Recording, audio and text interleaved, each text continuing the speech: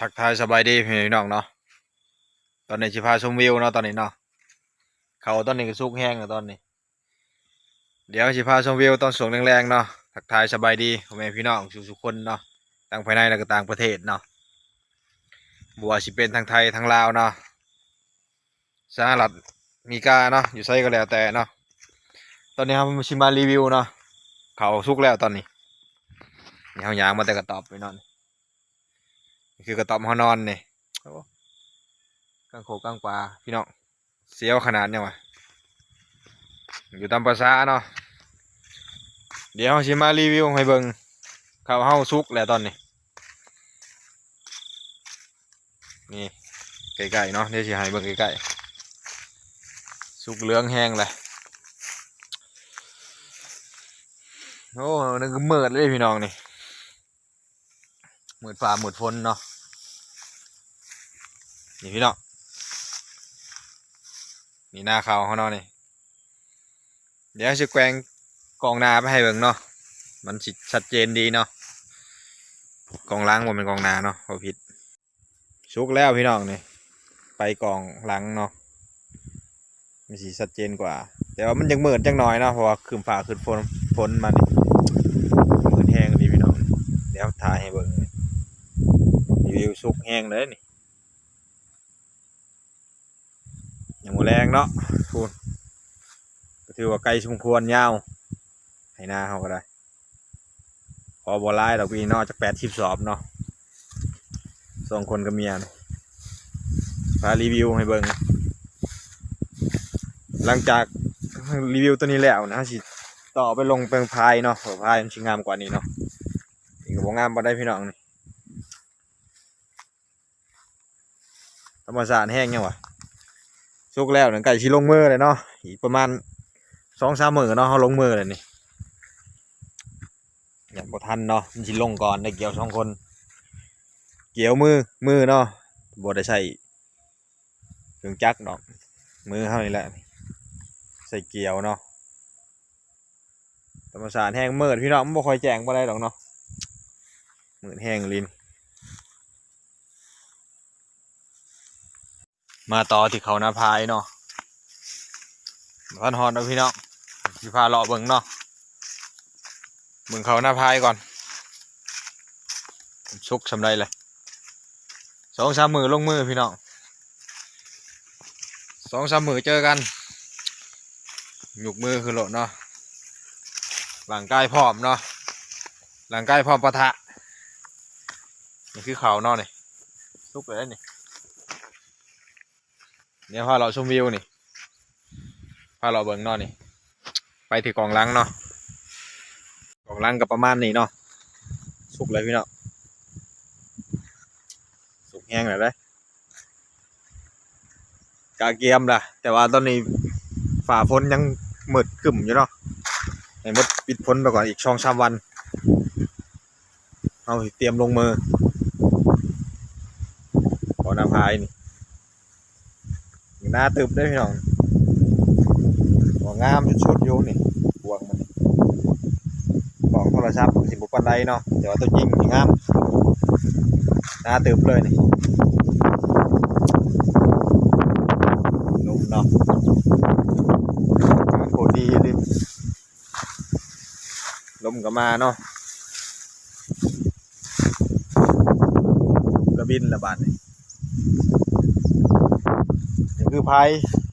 ที่2เนาะนี่ดำโมเมดเนาะบอลดำได้บอลดำบ่ได้พี่น้องมันเป็นคุ้มเป็นบ่อเนาะรถไถยังบ่มีเงินจ้างปั๊บเนาะนี่มันก็ยังบอลดำได้บอลดำบ่ได้บอลมีน้ำก็มีนี่รีวิวมาสิพามาเบิ่ง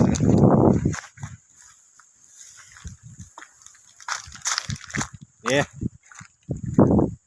หน้าพายเขานี่ห่วงเป็นห่วงเลยสุกแล้วเราตำริมพายเนาะนี่โอ้กาดไปเลย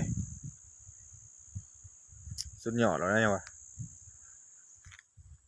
บอลได้ดำมันปั๊บมาทันมีเงินเนาะเราก็จีจางปั๊บเลยนี่บอลดำก็มีทันดำนี่ เอาแต่บอลดำเนี่ยก็ห่วงในชุดยอดเลยนี่นะเติบเลยมีแต่ห่วงเขาเนาะรีวิวให้พี่น้องได้เบิ่งได้ชมเนาะต่างภายในกับต่างประเทศฝากกดไลค์กดแชร์กดติดตามด้วยพี่น้องเห็ด2 YouTube มาใน2 ปีแหละสิเขา3มันยังผ่านอยู่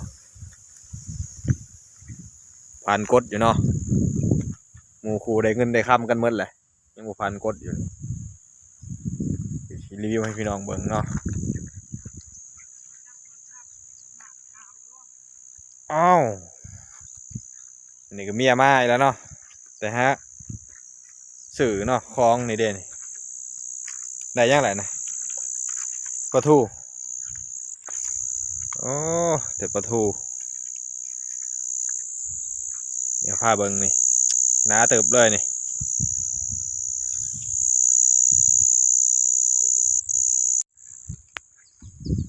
บรรยากาศโคตรได้เลยนี่สุดยอดได้พี่น้องนี่หน้าเขาเนาะหน้าพายแหละนี่งามสุดในปีนี้เนาะนี่งามสุดเลยพี่น้องนี่ห่วงบ่อยากว่าเลยห่วงสุดยอดเลย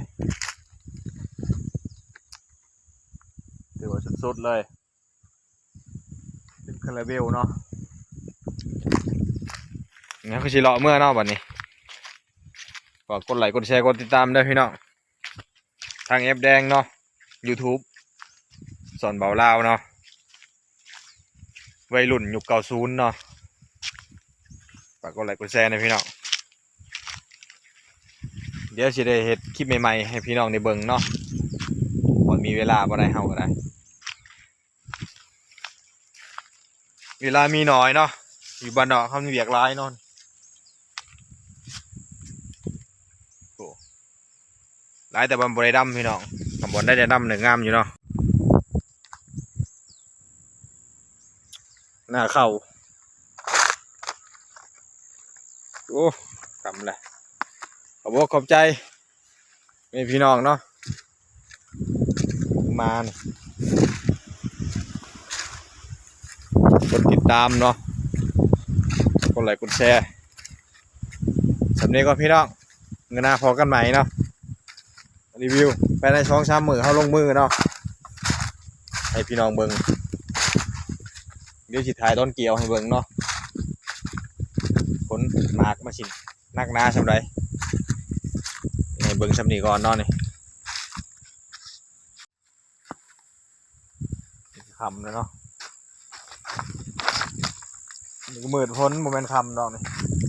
4 โมงกว่าเนาะนี่4 โมงครึ่ง16 นาฬิกาแต่ว่ามันจะคำมืดเนาะมืดพ้นมาถ่ายพี่น้องเบิ่งขอบคุณขอบใจมือหน้าพอกันใหม่สบายดีสุขคนเนาะ